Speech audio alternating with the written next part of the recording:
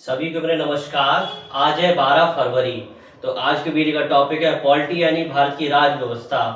आज की क्लास में हम अनुच्छेद 124 के बारे में समझेंगे, यानी कि उच्चतम न्यायालय की स्थापना। आज की क्लासेस बहुत ही महत्वपूर्ण है, क्योंकि आज की क्लास में हम समझेंगे उच्चतम न्यायालय की स्थापना कैसे होती है, उच्चतम न्यायालय में न्यायाधीशों की संख्या कितनी है, कौन उच्चतम न्यायालय का मुख्य न्यायाधीश बन सकता है। तो चलिए स्टार्ट करते हैं। अनुच्छेद 124। सबसे पहले हम बात करते हैं उच्चतम न्यायालय। तो उच्चतम न्यायालय के बारे में भारतीय संविधान में अनुच्छेद 124 से लेकर 147 तक दिया गया है, यानी कि उच्चतम न्यायालय की स्थापना 124 से लेकर 147 तक दिया गया है। अच्छा, बात करते हैं उच्चतम न्यायालय की जो अवधारणा है किस देश के संविधान से ली गई है।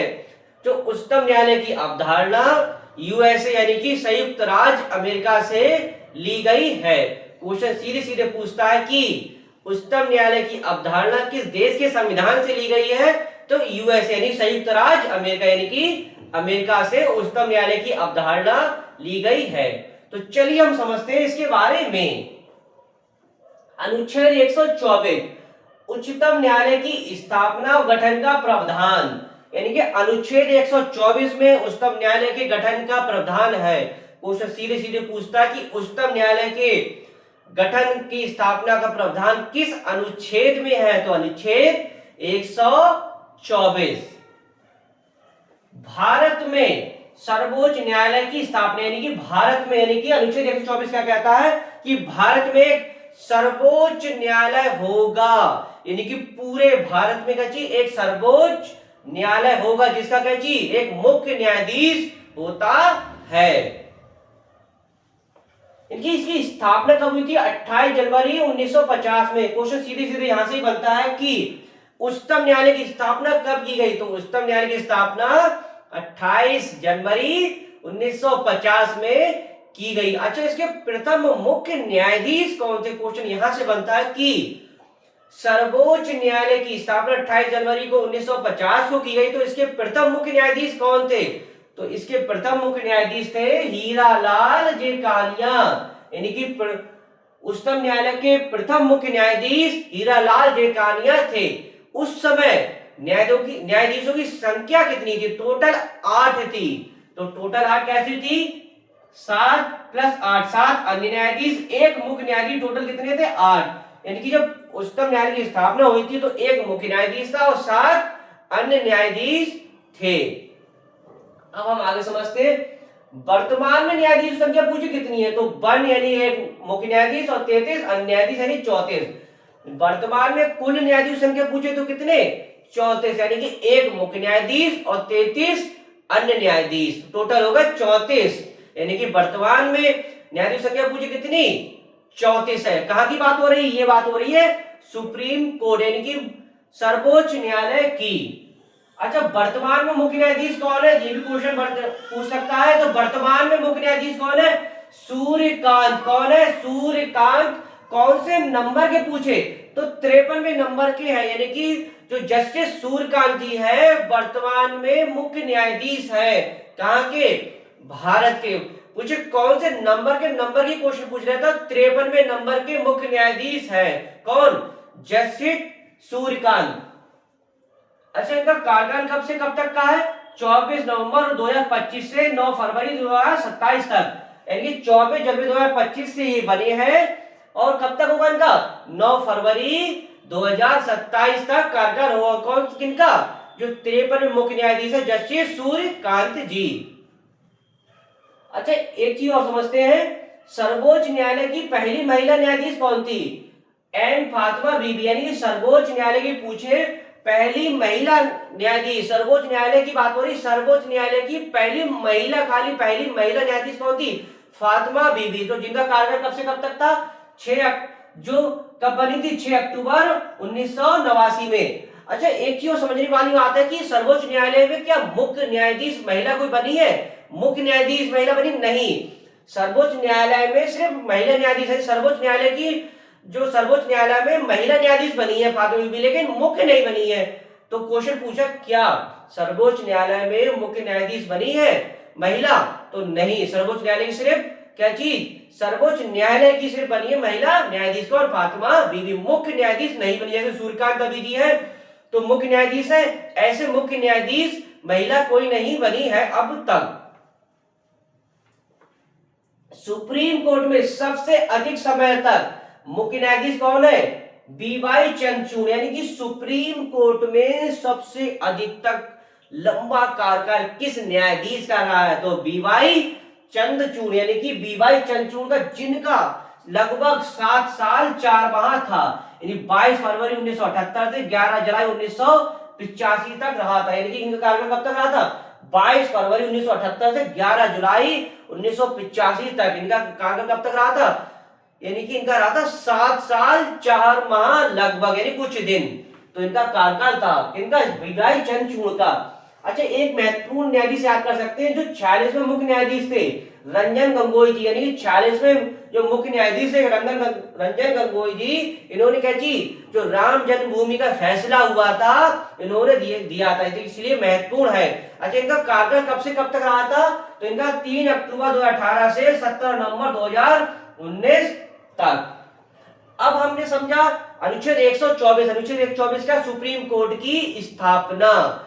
इसके बाद हम समझते हैं सुप्रीम कोर्ट की स्थापना आपने समझ ली, यानी कि एक क्या चीज, वर्तमान में एक मुख्य न्यायाधीश और 33 न्यायाधीश, 34 न्यायाधीशों की संख्या है। अब हम 124 का सब आर्टिकल समझते हैं। तो अनुच्छेद 124 का सब आर्टिकल सबसे पहले समझते हैं एक। अनुच्छेद 124 सब आर्टिकल 1 में दिया है, संसद को यह शक्ति प्राप्त है कि वह न्यायाधीशों की संख्या में वृद्धि कर सकती है।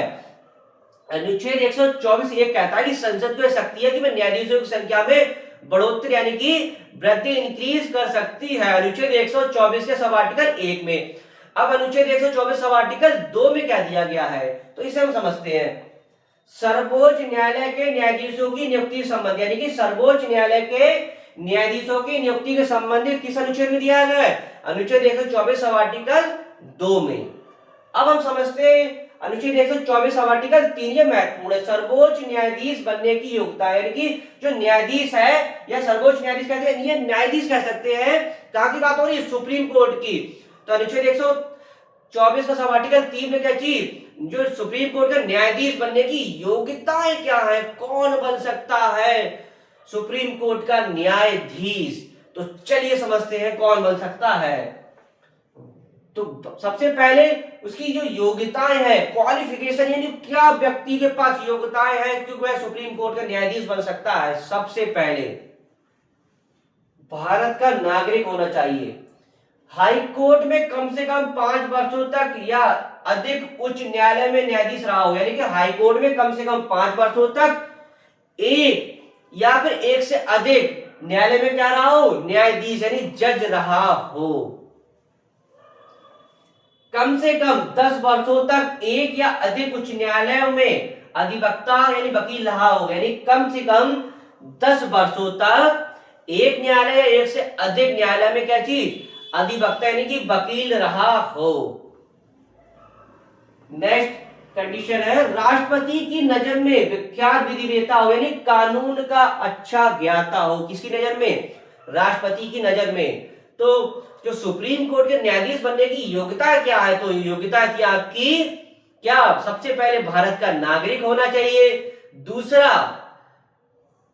सुप्रीम कोर्ट में या फिर कह सकते सुप्रीम कोर्ट जो सर्वोच्च न्यायालय है तो उसमें यानी कि कह सकते हैं कि जो हाई कोर्ट है, हाई कोर्ट में कम से कम कितने, 5 वर्षों तक या एक से अधिक या फिर एक न्यायालय में क्या चीज, न्यायाधीश रहा हो, यानी कि हाई कोर्ट में कम से कम 5 वर्षों तक जज रहा हो, यानी कि एक न्यायालय में एक से अधिक न्यायालय में। दूसरा 10 वर्षों तक हाई कोर्ट में क्या चीज, वकील रहा हो, यानी कि हाई कोर्ट में एक से अधिक में क्या चीज, वकील रहा हो, यानी अधिवक्ता रहा हो। चौथी कंडीशन क्या है कि राष्ट्रपति की नजर में विधि वेता हो, यानी कि कानून का अच्छा जानकार हो। किसकी नजर में, राष्ट्रपति की नजर में। अब हम इसके आगे समझते हैं अनुच्छेद 124 आर्टिकल 4 में न्यायाधीशों की हटाने की प्रक्रिया। तो न्यायाधीशों के हटाने की प्रक्रिया अनुच्छेद 124 सब आर्टिकल 4 में दी गई है। तो कदाचार के आधार पर राष्ट्र यानी कदाचार के आधार पर जो न्यायाधीश है उनको हटाया जा सकता है। यानी कि संविधान में महाभियोग की प्रक्रिया के बारे में वर्णित नहीं है, बल्कि किसके कदाचार के आधार पर हटाया जा सकता है।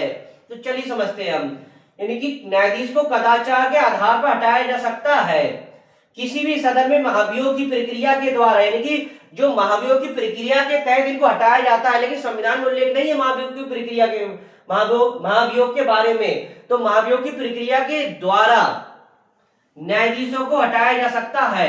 लोकसभा में अगर प्रस्ताव लाया जाता तो कितने 100 सदस्यों के हस्ताक्षर होना अनिवार्य है। राज्यसभा में अगर लाया जाता तो कितने 50 सदस्यों का हस्ताक्षर होना अनिवार्य है।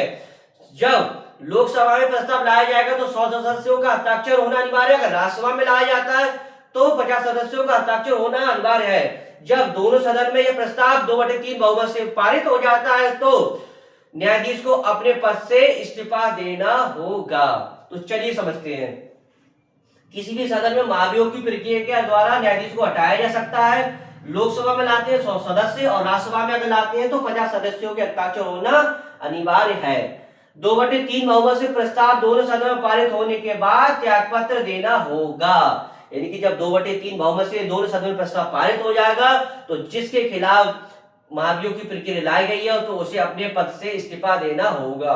सबसे महत्वपूर्ण है, क्या अब तक सुप्रीम कोर्ट में यानी कि जो उच्चतम न्यायालय है उसमें किसी न्यायाधीश को महाभियोग की प्रक्रिया द्वारा हटाया गया है? तो नहीं हटाया गया है। ऐसी अगर किसी कभी कंडीशन बनी हुई है तो या तो उन्होंने पूर्व में त्यागपत्र दे दिया है, लेकिन महाभियोग की प्रक्रिया द्वारा किसी भी न्यायाधीश को अभी तक नहीं हटाया गया है। बात हो रही सुप्रीम कोर्ट की, यानी कि इसको समझ लीजिए, महाभियोग प्रक्रिया के द्वारा किसी भी न्यायाधीश को उनके पद से नहीं हटाया गया है।